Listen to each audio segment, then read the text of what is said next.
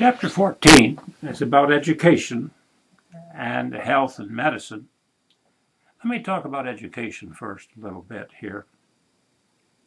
Your book doesn't stress this, but I would like to make the point, if I could, that education is very much linked to industrialization and modernization, so that only the wealthier countries have extensive educational systems. The poor ones are just building them nowadays, and some very poor countries have hardly any system at all.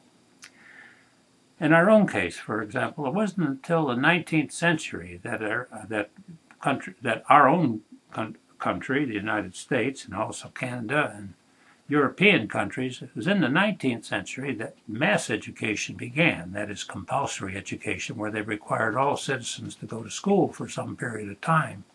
Initially, they only went for a short period of time, and eventually got up to more and more years or forms or grades until in our country, when I went to school, I graduated from high school in 1949, the middle of the 20th century. An 8th grade diploma was a big deal. I had an 8th grade diploma, for example, before I went on to high school.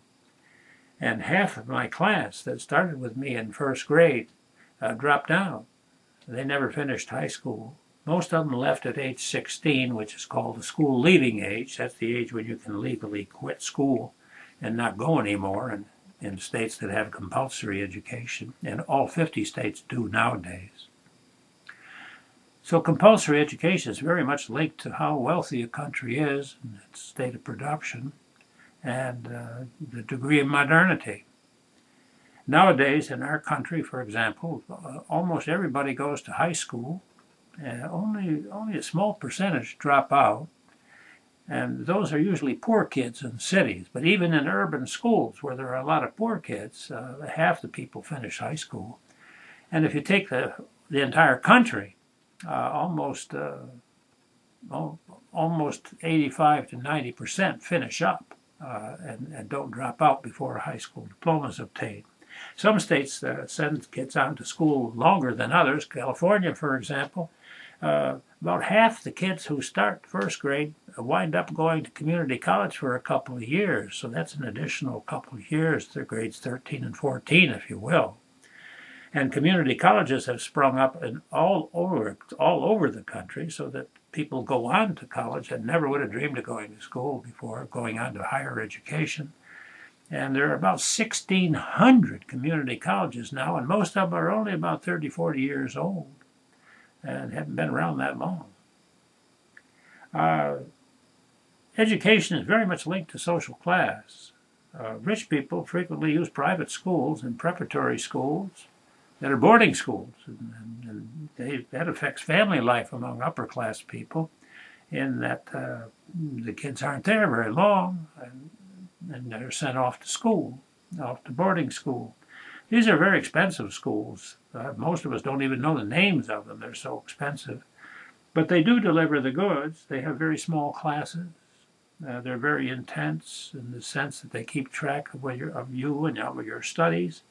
So people tend to finish them who start them, and they tend to go on into prestige universities, into the Ivies, schools like Harvard and Princeton and Yale. So education is very much linked to the class system. Most of us, though, almost 90% of us go to public schools in the United States. And of the other 10% that go to private schools, almost all of them go to parochial schools or some kind of religious school. Only 1% go to private schools that are secular, those private schools that are attended by the very rich. So almost everybody goes to public school in the United States, and access to the university is dependent upon the grades you get in college entrance examinations and things of that kind. And you can get into Harvard, but it's best to go to a prep school that's very expensive in order to get in there and be assured of getting in. And that's also true of Yale or Princeton or Columbia University. So class and education are very much linked. If you go to a poor urban school in cities like New York, Philadelphia, Chicago, Detroit, About half the population that starts school finishes, as I pointed out before. But if you're in a suburban school, the odds are you're going to finish high school and possibly go on to college, depending upon what state you're in. And if you're in California, the odds are you're going to go to college. Over half of the kids who start first grade in California go for 13 or 14 years. They go to a couple years of community college. So education is linked to modernization. The more complex a culture gets, the more you got to know. You have to know an awful lot in order to get a job, in order to know how to use a computer, in order to know how to use cell phones, in order to get around the country. You got to know more and more and more. So that's why the school leaving age, the years of compulsory school attendance, keeps going up and up with modernization. The only possible link of attending another method of education other than schooling is the use of modern instruments like the internet, the computer, the iPod, cell phones, things of that sort. Maybe they will provide a means of communication and sharing information that will not require sitting in a school building and going to school. But right now, that's what we do. Most of us have to go to school and are in compulsory schools. Education is very, very expensive, and our methods of financing it are not very good. That's why they're very much dependent upon books and words and talking and lectures of this kind.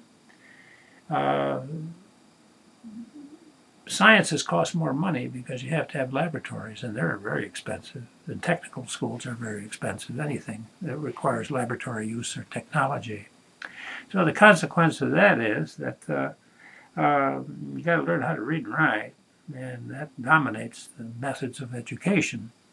That and talking, words. The college entrance board, for example, half of them have a verbal score, the other half is mathematical. That means that you have to know symbols in order to be successful in school, and that makes it hard for poor people because they don't have access to those kinds of symbols, don't use them regularly and daily, and they don't do as well in school as a consequence.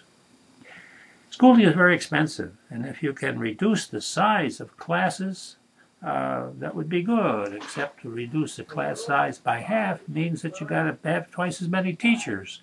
And 80% of the school budget has to do with salaries. So that's the expensive proposition. Class size is critical.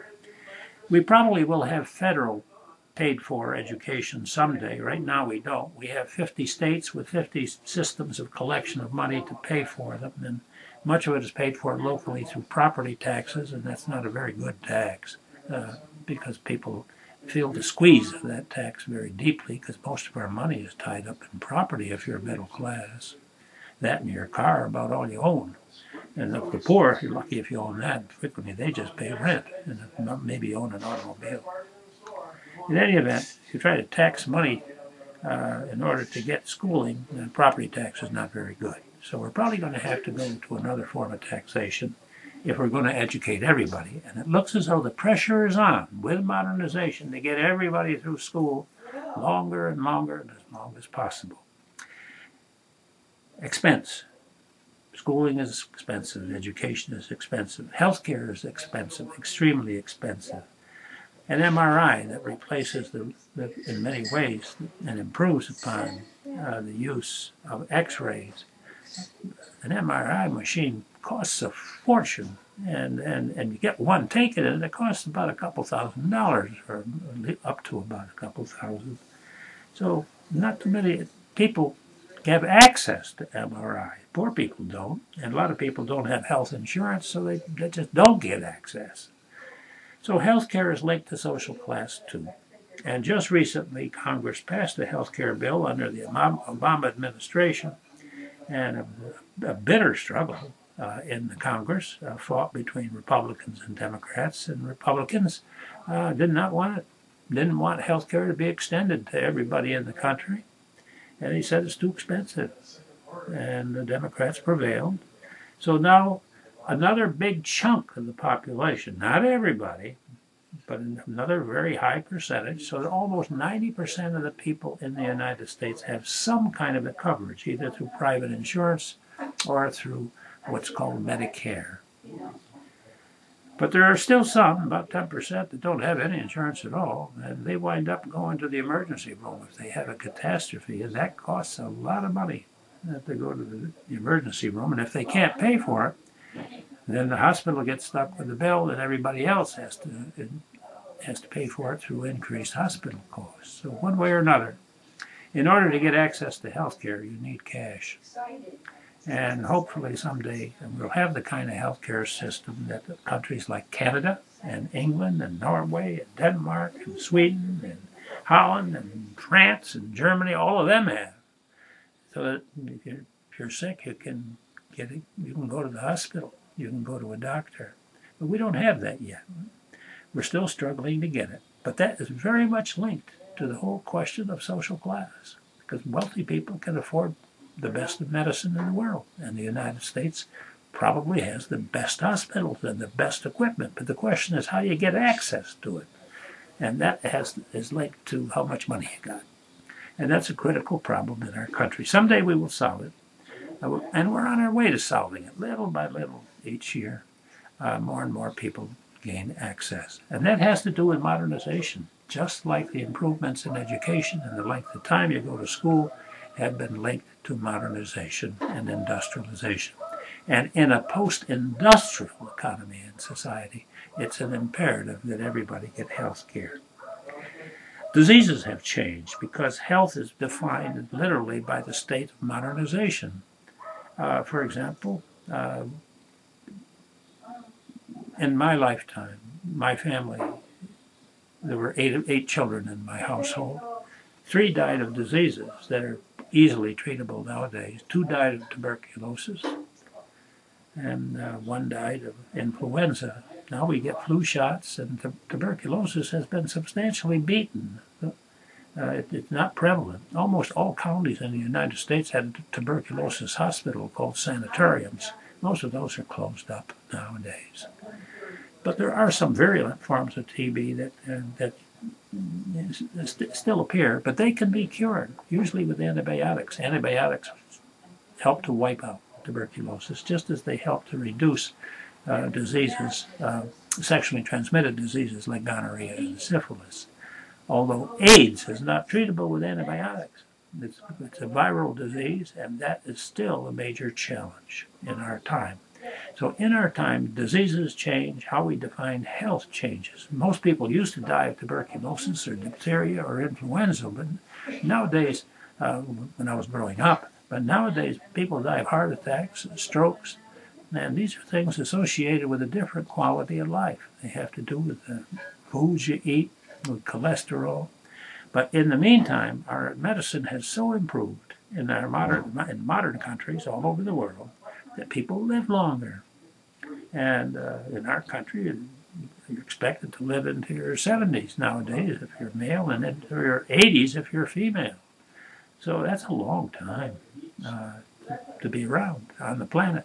So the proportion of older people has gone up because we live longer in our society. And our healthcare system has been largely responsible for helping us to stay alive for longer periods of time. So the critical problem with medical care is access to funding to improve access to medical care. And the same issue occurs in education as well. It's a matter of financing and determination to provide access and to improve the quality of care inclusively for more and more people, for a greater percentage of the population. I hope that you found that interesting, and I hope to talk with you more about it during our discussion.